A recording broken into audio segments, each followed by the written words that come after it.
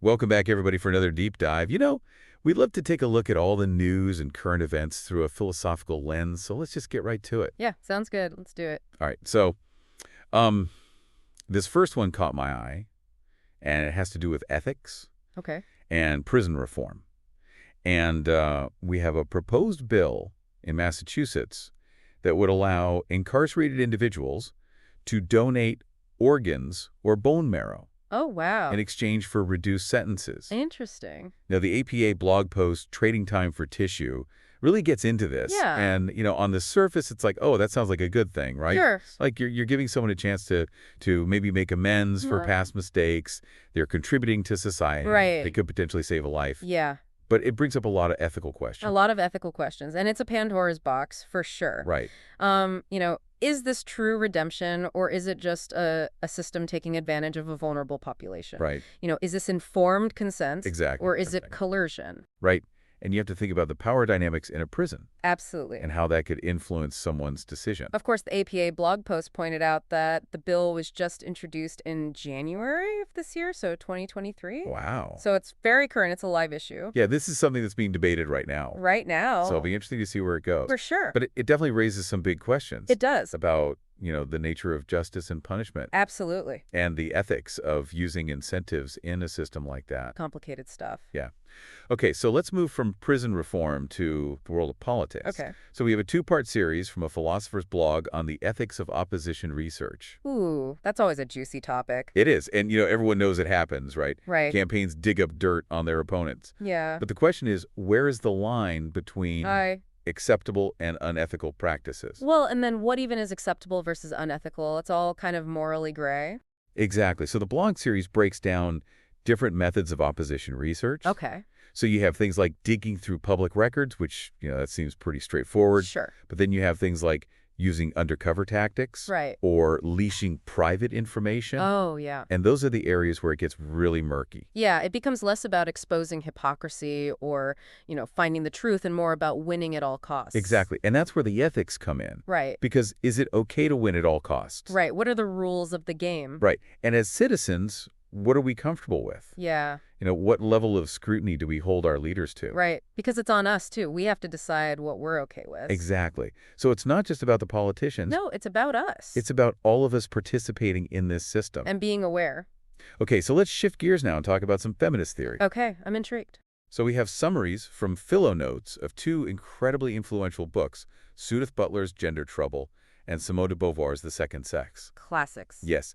And even though they were written decades ago, they're still so relevant. Oh, absolutely. They laid the groundwork for so much of contemporary feminist thought. Okay, so let's start with Butler's Gender Trouble. Okay. Now, her central argument is that gender is not something we're born with. Oh. It's something we perform. A performance. It's a set of behaviors and expressions that we learn Interesting. and we repeat, and these are shaped by societal expectations. Okay, so it's not about our biology, but about how society tells us to act as men or women. Exactly. Wow, I never thought about it like that. Yeah, it's a pretty radical idea, and it really challenges traditional views of gender. It does, but it also makes a lot of sense, when you think about all the messages we get from a young age Oh, absolutely. about how boys should act and how girls should act. Right. And you can see how that connects to the growing acceptance of gender fluidity and non-binary identities.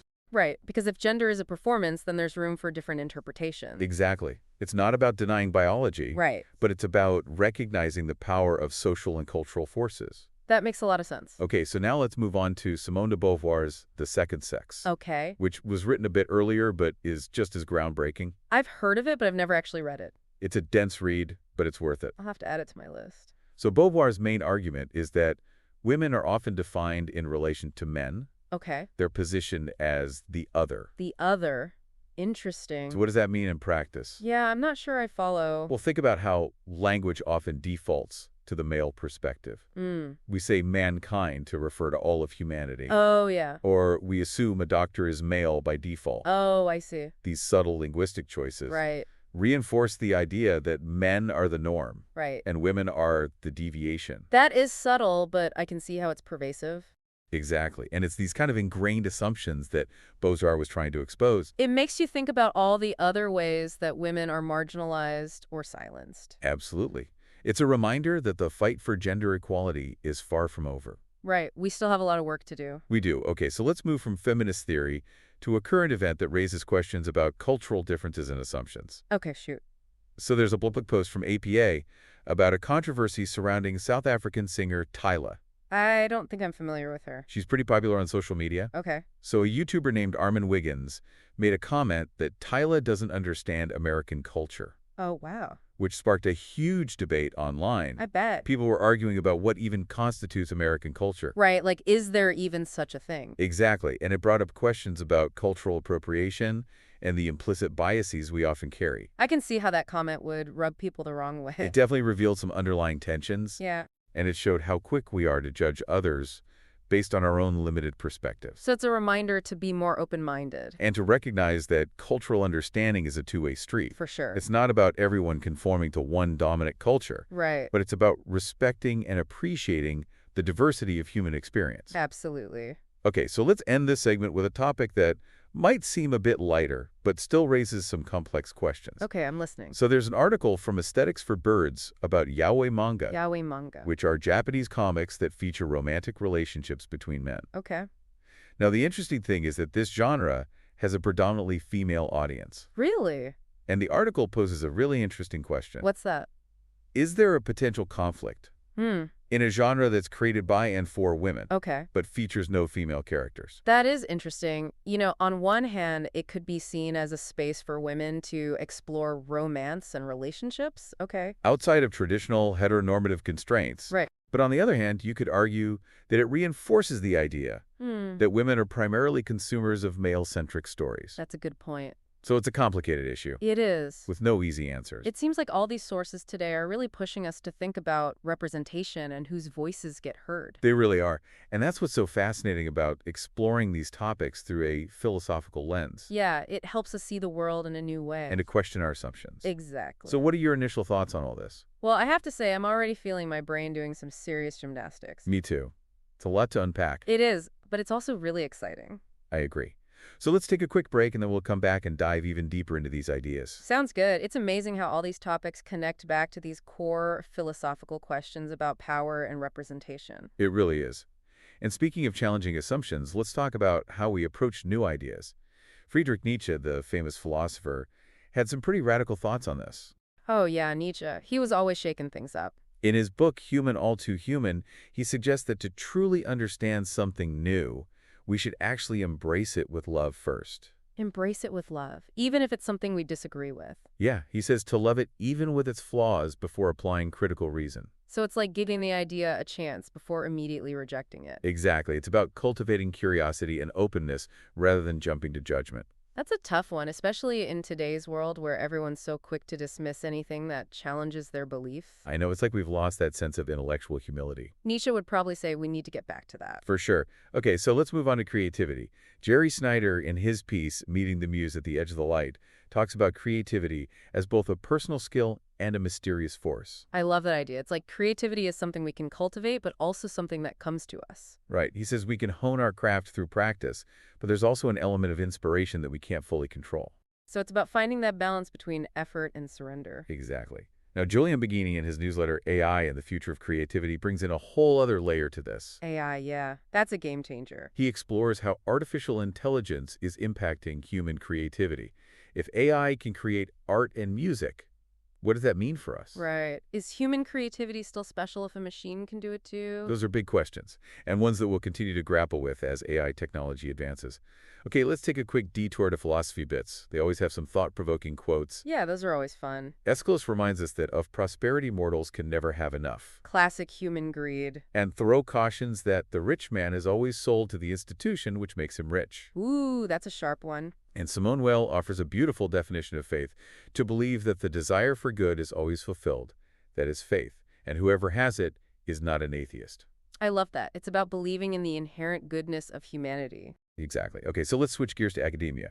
Daily Knos highlights some interesting trends. One is the phenomenon of journal articles being stuck in online first status for extended periods. Oh yeah, I've noticed that. It can be years before they're officially published. It's frustrating trying to keep up with the latest research when there are these huge delays. And it raises questions about why this is happening. Some say it's related to how journals are ranked based on their impact factor. Right, the more citations an article gets, the higher the journal's ranking. So by delaying official publication, journals can potentially boost their ranking, even if it slows down the spread of knowledge. So it's like prioritizing prestige over the timely sharing of information. Exactly. Daily News also points out another challenge for philosophy departments' potential budget cuts. Oh no, that's not good. One survival strategy they suggest is focusing on local student recruitment, highlighting the value of philosophical thinking to the community. It's about making philosophy relevant and accessible.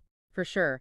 Okay, time for some Super Bowl ad analysis, courtesy of Jamesian Philosophy Refreshed. They always have interesting takes on pop culture. The first ad they critique is the Coca-Cola one. It used a nostalgic approach depicting arguments about technology in both 1975 and 2025. I remember that one. It was trying to be reassuring, suggesting that even amidst rapid change, some things stay the same. But the critique points out the irony of associating a sugary beverage with well-being. Right, like maybe things aren't as just fine as the ad implies. It raises questions about advertising's role in shaping our perceptions and the ethics of promoting unhealthy products. Good point. It's easy to get swept up in the feel-good message without thinking critically. The other ad is from Pfizer, highlighting its work in fighting cancer. That one was pretty emotional. It shows a young boy returning home from the hospital, and the announcer says Pfizer is going to kick cancer's butt. While the sentiment is admirable, I can see how some might find it overly simplistic, even exploitative. The critique acknowledges the complexities of medical advertising, recognizing the hope it offers, while also questioning the ethics of using emotional appeals. It's a reminder to be critical consumers of media, even when it comes to something like a Super Bowl ad. Exactly. We should always be thinking about the messages we're being sold. It really makes you think about the power of advertising and how it shapes our perceptions of everything from sugary drinks to serious illnesses. It's a reminder to always be questioning the messages we're receiving. Well, for our final deep dive today, let's step back from contemporary culture for a minute and look at some ancient philosophy. We have several articles from the Ancient Philosophy Society website. Oh, cool. I love getting a historical perspective. These articles cover a range of topics, from Aristotle to Parmenides.